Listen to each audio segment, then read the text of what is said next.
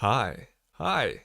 Hi. So if you haven't seen my last video, then this will be pretty awkward. Yes, I show my face now. This is what I look like. Surprise. If you want to know what all this is about, why I show my face now, then the link to the video is down in the description. It's the link at the top. And as I explained in that video, as of right now, I have horrible lighting, because I filmed that video afterwards, after I got good lighting. This is a pre-recorded. This is me in the past. Pretty cool, right? Anyways, today we are talking about underrated movies. More specifically, movies that I feel don't get talked about nearly as much as they deserve. They're basically just movies that I enjoy, and I want to recommend them to you guys. In this video, we're going to be talking about 5 underrated movies. There will be a movie for different kinds of film watchers. However, remember, this is a geeky channel. I'm not going to talk about some movies that I actually think are just really good, you know, some Oscar level movies that no one cares about. We don't do that here.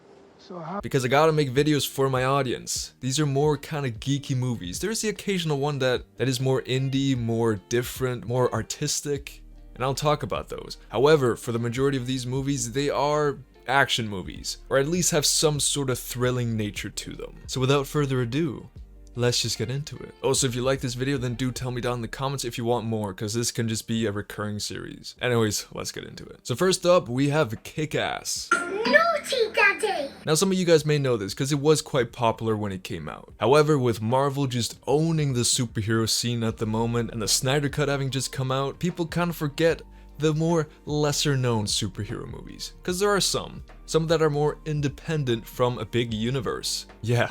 Weirdos, I know. Thing is, Kick-Ass is one of those movies that I feel like most people have watched but don't really think about. But when you do remember it, you kinda wish you were watching it. In my opinion, it is one of the most underrated superhero movies. It has a more gritty and realistic nature to it, way more than the MCU and even more than the DCEU. It's definitely violent. It's not the kind of movie that you can watch if your parents don't like you watching gory movies, but for those maniacs like me, you're gonna love it. I just love the way it spins what it means to be a superhero, and I think it's definitely worth the watch. Good characters, good action, fun story, you can't go wrong. Now we switch gears a little bit into a horror movie, but not a slasher movie, not Scream, not Friday the 13th, none of those.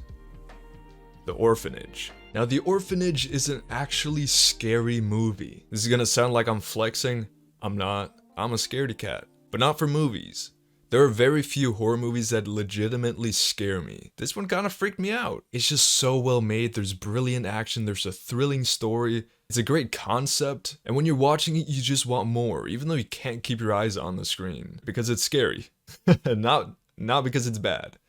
Don't worry. However, it is in Spanish, so this movie is either perfect for you if you like horror and you either speak Spanish or you just have enough brain cells to read subtitles. It's a good movie. Watch it. And then we kind of tone it down just a little bit with the next entry, because this one doesn't have any action whatsoever. No, but I'm talking about Just Mercy. Just Mercy is a great movie. It's an adaptation of a very popular book by the same name. And it's actually one that I read in high school, so I found it pretty fun to read. It felt like I was almost there, you know? Or that I was reliving all these happy memories. Well, not really happy.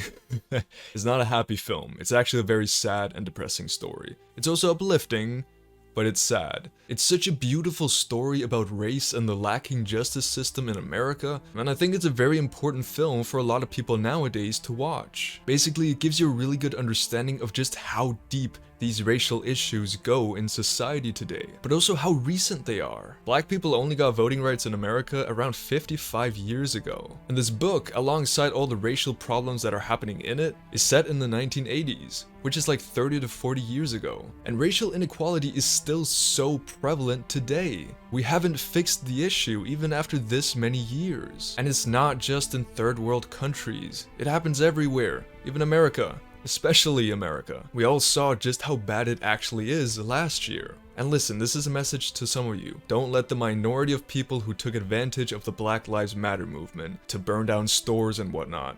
take away from the actual message behind the movement. Racial injustice is still a problem today, just like it was 20 years ago, 30 years ago, 50 years ago, 100 years ago. And listen, this doesn't mean that we haven't made progress. No, we have. We definitely have made progress. Black people today in America have a lot more rights than they used to. Most places today, black people legally have the same amount of rights as white people do. However, this is a quick metaphor of Monopoly. Everyone loves some good Monopoly. But imagine two of your friends are playing Monopoly. They've been playing for, let's say, 3 hours, right? They already have so many houses, so many apartments, they basically bought everything. And then you come ask, can I join? And they say, yeah, sure. And then you start at the same place as them. You have the same amount of money, and it's your turn to go. You roll, oh, cool. You land on a place, it's taken. You roll again, another place, taken. Just because black people nowadays have the same amount of rights, doesn't mean inequality doesn't still exist. I'm sorry that I'm rambling on about racial justice. It's just because this movie is really important for a lot of people to watch, because it just puts the problem into an emotional perspective, and I think this movie is really good for everyone. And if you don't care about social issues, then maybe you'll watch it for Michael B. Jordan. Sexy motherfucker. Naughty Daddy!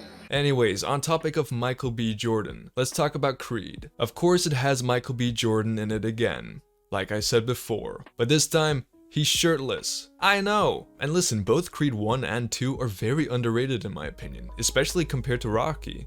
They're good movies. The characters are really in-depth, and a lot of them have great development, especially the villains. Victor Drago in Creed 2 is actually a really cool character. The boxing is a little bit unrealistic. These people are basically superheroes. However, it's still entertaining. It's fun, it's an emotional story.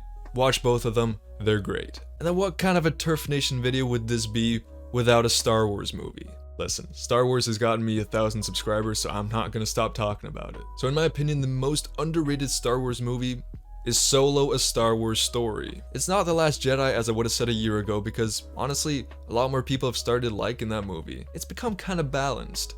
But so many people Either shit on Solo for no reason, or they just haven't watched it or paid any attention to it, and they just write it off as being unnecessary. But it's not. This movie was made for those people who wanted a bit more of an intimate story within Star Wars, and if they didn't really want to watch Clone Wars. It doesn't have massive stakes like the mainline movies. The whole universe isn't at stake. It's just the characters and their problems, and they're trying to deal with it. And it's fun. It's honestly a movie with great characters, engaging story, good pacing, and fun action. It's actually a really well-made movie. So if you haven't watched it already, please just give it a chance. In my opinion, it is one of the best Star Wars movies, which easily makes it one of the most underrated Star Wars movies. A lot of people put it on the bottom of their lists, but I'm pretty sure if most people saw it again, they'd like it. They'd enjoy it a lot actually. But anyways, those were 5 movies that in my opinion are underrated, and I want you guys to watch them and tell me what you think if you haven't already. If you want me to make more videos like this, because they're pretty simple to make and it's a good way for me to get some good recommendations for movies out to you guys. You know, so if you want to leave some movies down there for me to watch or just remember,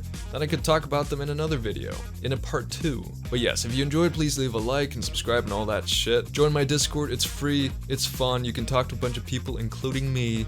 So yeah, do it. But other than that, this has been your boy TurfNation, and I'll see you guys in the next video. Bye.